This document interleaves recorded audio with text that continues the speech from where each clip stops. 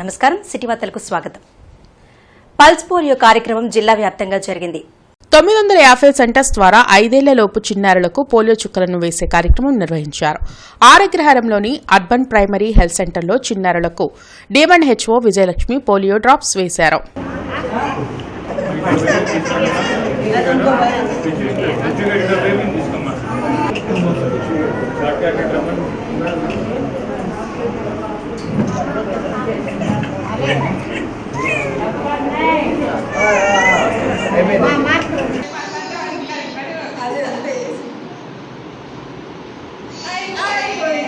ఐదేళ్లలోనూ చిన్నారులకు తప్పనిసరిగా పోలియో చుక్కలు వేయించాలని రాష్ట్ర వైద్యారోగ్య శాఖ మంత్రి విడదల రజని సూచించారు.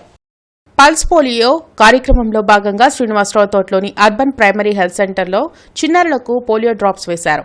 మంత్రితో పాటు మేయర్ కావటి మనోహర్ నాయుడు, స్థానిక కార్పొరేటర్లు, అధికారులు పాల్గొన్నారు.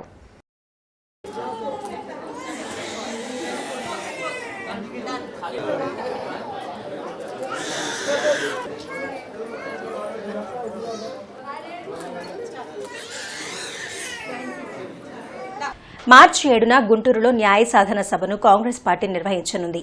రాజధానితో పాటు పునర్విభజన చట్టంలోని హామీలను పోరాడి సాధించుకుందాం అంటూ ఈ బహిరంగ సభను ఏర్పాటు చేశారు. ఆంధ్రప్రదేశ్ అభివృద్ది కాంగ్రెస్ పార్టీతోనే సాధ్యమని PCC working president Mastan Vali, మాజీ మంత్రి జేడీ శ్రీరాం అన్నారు. డీసీసీ కార్యాలయంలో ఈశ్వర్రావు, ఉస్మాన్, వనుకూరి శ్రీనివాసరెడ్డి ఇతర నాయకులతో కలిసి మీడియాతో మాట్లాడారు. మార్చి 7న గుంటూరులో నిర్వహించనున్న న్యాయ సాధన సభకు సంబంధించిన పోస్టర్ను ఆవిష్కరించారు. ఢిల్లీని మించిన రాజధానిని ఇక్కడ నిర్మిస్తామని చెప్పిన ప్రధాని మోడీ మాటలు ఏమయ్యాయని మస్తాన్ వలీ, జేడీ శ్రీరాం ప్రశ్నించారు. రాష్ట్రంలో కాంగ్రెస్ పార్టీ పుంజుకుంటుందని, 175 అసెంబ్లీ, 25 పార్లమెంట్ స్థానాల్లో తమ పార్టీ అభ్యర్థులు పోటీ చేసేందుకు ఉత్సాహంగా ఉన్నారని చెప్పారు. రాష్ట్రాన్ని అన్ని విధాలా నాశనం చేసిన టీడీపీ, వైసీపీలకు ప్రజలు తగిన బుద్ధి చెప్పేందుకు సిద్ధంగా ఉన్నారని తెలిపారు. ఈ బీజేపీ వాళ్ళు తర్వాత ఏవో కుంటి సాకులు చెప్పి అవి కాకుండా చేశారు. వాటన్నింటిని కూడా ఎదుర్కొని పోరాడి మీ సహకారంతో అందరం కలిసి ఆ పునర్నిర్మాణ చట్టంలో ఉన్నటువంటి అన్ని అంశాలు అమలు చేసినట్లయితే బంగారు భవిష్యత్తు ఆంధ్రప్రదేశ్కు ఉంటుంది. ప్రత్యేకంగా ఈ గుంటూరు, బాపట్ల, నరసరావుపేట ఈ జిల్లాలు ఏవైతే ఉన్నాయో వాటికి బాపట్లలో రేపల్లె నుండి ఒంగోలు వరకు తీర ప్రాంతం పర్యాటక రంగంలో ఎంతో అభివృద్ధి సాధించవచ్చు. గోవా కన్నా మిన్నగా చేయొచ్చు. అదేవిధంగా మరి పరిశ్రమలు అక్కడ ప్రాన్ కల్చర్ ఉంది, వ్యవసాయానికి సంబంధించినటువంటి అనేక పరిశ్రమలు గుంటూరు, అక్కడ కొత్త జిల్లాలు వచ్చాయి. కొత్త జిల్లాలని మనం అభివృద్ధి చేసుకోవచ్చు. గుంటూరు రాజధాని నగరంగా, మహానగరంగా మరి రెండు విజయవాడ, గుంటూరు కలిసిపోయి మహానగరంగా చేయొచ్చు. ఇవన్నీ కూడా కాంగ్రెస్ పార్టీ తప్పనిసరిగా మీకు అభయమిస్తుంది. ఇందిరా అభయం అనేటటువంటి పేరు మీద 5,000 రూపాయలు ప్రతి నెల ఆ కుటుంబానికి ఇచ్చేటటువంటి కార్యక్రమం, సంవత్సరానికి 60,000 రూపాయలు నేరుగా పేద కుటుంబానికి ఇచ్చేటటువంటి కార్యక్రమం తీసుకుంది. ఆ విధమైనటువంటి కార్యక్రమం ఈ దేశంలో ఎక్కడా లేనటువంటి కార్యక్రమం ఈ రాష్ట్రంలో తీసుకోవడం జరిగింది. అట్లానే తిరుపతిలో చూస్తే ప్రత్యేక హోదా, అదే వెంకటేశ్వర స్వామి గారి సన్నిధిలో ఉండి నరేంద్ర మోడీ గారు, చంద్రబాబు నాయుడు గారు, మరి పవన్ కళ్యాణ్ గారు కలిసి 10 సంవత్సరాలు ఇస్తామనేటటువంటి మాటని ఆ గ్రౌండ్ ద్వారాగా నరేంద్ర మోడీకి, చంద్రబాబు నాయుడు గారికి, పవన్ కళ్యాణ్ గారిని లేదా రాజీనామాలు, ఎంపీలు రాజీనామా చేయించి 25 మంది పార్లమెంటు స్థానాలు ఇవ్వండి, నరేంద్ర మోడీ గొంతు మీద కాలేసి ప్రత్యేక హోదా తెస్తాననేటటువంటి జగన్మోహన్ రెడ్డి వ్యవహారాన్ని కూడా షర్మిలమ్మ గారు, మరి అట్లానే సచిన్ పైలట్ గారు ఈ యొక్క రాష్ట్ర పరిస్థితి మీద ప్రశ్నించడం జరిగింది. శంకర్ ఐ హాస్పిటల్, మానవతా స్వచ్ఛంద సేవా సంస్థ, rotary club of Guntur Vikas, Koratala Indira Seshagirirao charitable trust ఆధ్వర్యంలో ఉచిత కంటి వైద్య శిబిరం జరిగింది. లక్ష్మీపురంలోని పాటిబండ్ల సీతారామయ్య CBSE స్కూల్లో నిర్వహించిన ఈ మెడికల్ క్యాంపులో కంటి పరీక్షలు నిర్వహించి డాక్టర్ తగు సలహాలు ఇచ్చారు. అలాగే అవసరమైన వారికి శంకర్ కంటి హాస్పిటళ్ల చికిత్సలు చేయించుకోవాలని సూచించారు. స్వచ్ఛంద సంస్థలు పేదల కోసం మెడికల్ క్యాంపులు నిర్వహించాల్సిన అవసరం ఉందని నిర్వాహకులు తెలిపారు. ఈ ఐ క్యాంప్ ద్వారా ఇక్కడ చుట్టుపక్కల ఏరియాలో కల్లా నేత్ర ప్రాబ్లమ్స్ ఎవరికైతే ఉన్నాయో వారందరూ ఇక్కడికి వచ్చి అనేక విధాలైన నేత్ర లోపాలని గుర్తించి వాటికి కావాల్సిన మందులను మరియు ఎలాంటి సర్జరీస్నైనా సరే శంకర ఐ క్యాంప్ వాళ్ళు ఉచితంగా నిర్వహించడం జరుగుతోంది. నాకు యాక్చువల్గా 40 ఏళ్ల క్రితం 50 ఏళ్ల క్రితం ఇక్కడ చేసిన ఐ క్యాంపులు ఇప్పటికి కూడా గుర్తొస్తున్నాయి నాకు. చిలకలూరుపేటలో, ప్రతిపాడులో, సత్తెనపల్లిలో ఐ క్యాంపులు నేను లయన్స్ క్లబ్ ప్రెసిడెంట్గా ఆ రోజుల్లో జరిపాను. ఇప్పుడు ఈ క్యాంపు ముఖ్యంగా మానవతా వారు ఆధ్వర్యంలో జరుగుతున్నది. మరి శంకర నేత్రాలయ వాళ్ళ సహకారంతో మానవత, తర్వాత రోటరీ క్లబ్, తర్వాత మా KIS charitable trust, Koritala Indira Seshagirirao charitable trust, ఈ ముగ్గురు ఆర్గనైజేషన్స్తో ఇది జరుగుతుంది. కంటి ఆసుపత్రి వారి ఆధ్వర్యంలో ప్రతి మానవుడికి ఉండవలసిన మానవత అనేది దృష్టిలో పెట్టుకొని ఈ మానవతా స్వచ్ఛంద సేవా సంస్థ ఏర్పాటు చేసిన ప్రతి ఒక్కరికి, ఇందులో సుమారు 70,000 మంది సంస్థలో సభ్యులు ఉన్నారంటే చాలా గొప్ప విషయం. మరి ఈ సేవా సంస్థ వారు మరియు అలాగే Guntur rotary club of Vikas మరియు కొరిటాల ఇందిరా శేషగిరిరావు గారి ఆధ్వర్యంలో జరుగుతున్న ఈ కంటి వైద్య శిబిరం విజయవంతం కావాలని, మరి గ్రామీణ వాతావరణంలోనే కాకుండా ఈరోజు పట్టణంలో కూడా ఈ కార్యక్రమం జరపడం చాలా సంతోషంగా ఉంది. అవగాహన సంస్థ 33వ వ్యవస్థాపక దినోత్సవం బృందావన్ గార్డెన్స్లోని వెంకటేశ్వర స్వామి దేవాలయ ప్రాంగణంలో జరిగింది. ఈ సందర్భంగా నిర్వహించిన ఆరోగ్య సభలో సీనియర్ సిటిజన్స్ కు ఉచితంగా వినికిడి సామర్థ్య పరీక్షలు చేశారు. గత 33 ఏళ్లుగా అవగాహన సంస్థ ఆధ్వర్యంలో అనేక సేవా కార్యక్రమాలతో పాటు వైద్య నిపుణులతో ఆరోగ్య సంబంధ సలహాలు, సూచనలు, మనము పాడుదాం వంటివి నిర్వహించడం హర్షణీయమని పలువురు ప్రముఖులు తెలిపారు. ఇన్ని సంవత్సరాలు నిర్వహించిన స్వచ్ఛంద సంస్థ ఇంత సుదీర్ఘకాలం ప్రయాణం చేసింది నేనైతే మరొకటి చూడలేదని చెప్పడానికి నేను గర్వపడతాను. నేను మీ అందరినీ కోరేది, ఈ సంస్థను మరింత కాలం ఇలాగే కార్యక్రమాలు నిర్వహింపజేయడానికి మనము సహకరిస్తూ ఇతరుల చేత కూడా సహకరింపజేయాలని, దానికి తగిన విరాళాలు, సభ్యత్వం ఇవ్వాలని నేను కోరుకుంటున్నా.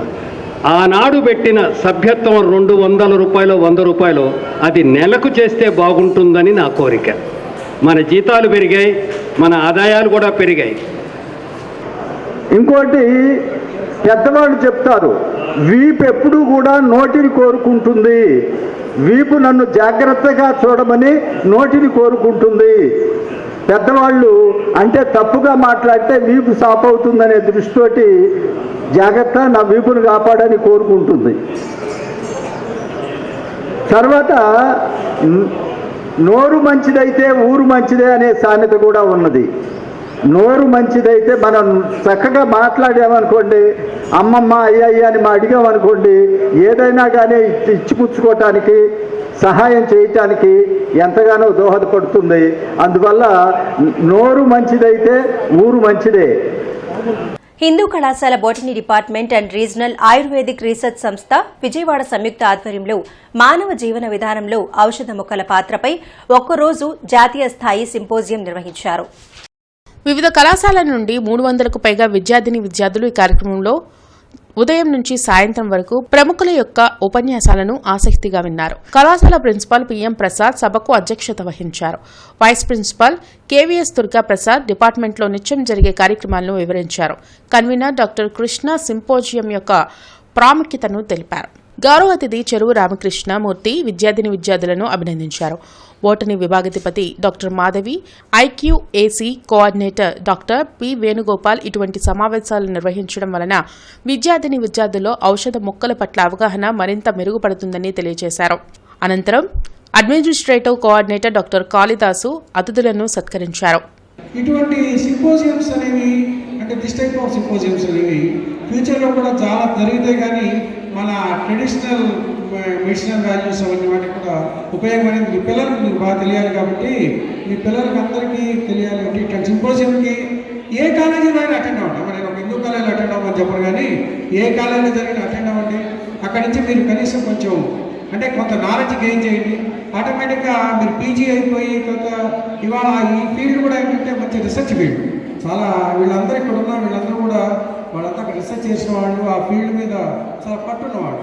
అందుకని మీరందరూ కూడా బాగా దీని నుంచి private teachers lecturers federation GVR coaching centre ఆధ్వర్యంలో డాక్టర్ వై ప్రతాపరెడ్డికి ఘన సత్కారం జరిగింది. మెకానికల్ విభాగంలో పీహెచ్డీ సాధించిన ప్రతాప్ రెడ్డిని విద్యార్థులు ఆదర్శంగా తీసుకుని లక్ష్య సాధనలో ముందుకు సాగాలని పీటీఎల్ఎఫ్ సెక్రటరీ వీరయ్య అన్నారు. కష్టపడితే విద్యార్థులు ఉన్నత శిఖరాలను చేరుకోవచ్చని డాక్టర్ ప్రతాప్ రెడ్డి సూచించారు. డాక్టర్ వై ప్రతాప్ రెడ్డి గారికి జీవీఆర్ తరఫున మరి ముఖ్యంగా ప్రైవేటు టీచర్స్ లెక్చరర్స్ ఫెడరేషన్ రాష్ట్ర సెక్రటరీగా మనస్ఫూర్తిగా అభినందనలు తెలియజేస్తున్నాము. ఈరోజు జీవీఆర్లో ఈ కార్యక్రమం పెట్టడానికి ముఖ్య ఉద్దేశం ఏంటంటే ఆయన గౌరవించడం ఒకటి, ఆయన ఇన్స్పిరేషన్గా మా ఈసెట్ ఎంసెట్ పిల్లలకి చూపించి ఒక మార్గాన్ని ఆయన్ని చూసి నేర్చుకోవాలన్న ఉద్దేశంతో ఈ కార్యక్రమాన్ని మేము పెట్టడం జరిగింది. ఆ సార్ని ఇన్స్పిరేషన్గా తీసుకొని రేపు రాబోయే ఈసెట్ మే 8వ తారీఖు జరగబోయే ఎగ్జామ్లో స్టేట్ ర్యాంక్స్తో వాళ్ళు కనుక సాధించినట్టయితే ఇదే డాక్టర్ గారి చేతుల మీదుగా ప్రతాప్ రెడ్డి గారి చేతుల మీదుగా మంచి క్యాష్ ప్రైజ్ వాళ్ళకి ఇస్తానని ఈ సందర్భంగా తెలియజేస్తున్నాము.